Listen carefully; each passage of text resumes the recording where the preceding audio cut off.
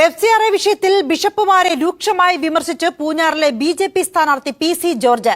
BJP ഉള്ളതുകൊണ്ടാണ് ക്രിസ്ത്യാനികൾ ഈ രാജ്യത്ത് ജീവിക്കുന്നതെന്നും മറക്കേണ്ടെന്നും PC ജോർജ് പൂഞ്ഞാറിൽ മനോരമ ന്യൂസിനോട് പറഞ്ഞു.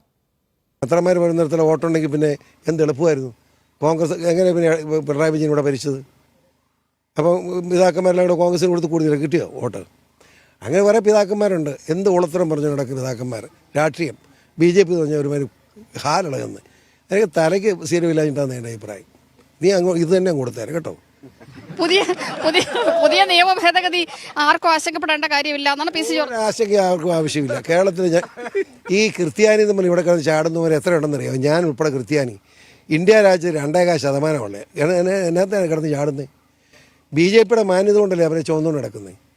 ഇത്രയും കൂടെ ക്രിസ്ത്യാനി അംഗീകരിച്ച ഒരു രാഷ്ട്രീയ പാർട്ടി ഉണ്ടായിട്ടുണ്ടോ? കോൺഗ്രസ് ഭരിച്ചു പോലും ഇത്തരം ക്രിസ്ത്യാനി മുഖ്യമന്ത്രി ഉണ്ടായിട്ടുണ്ടോ?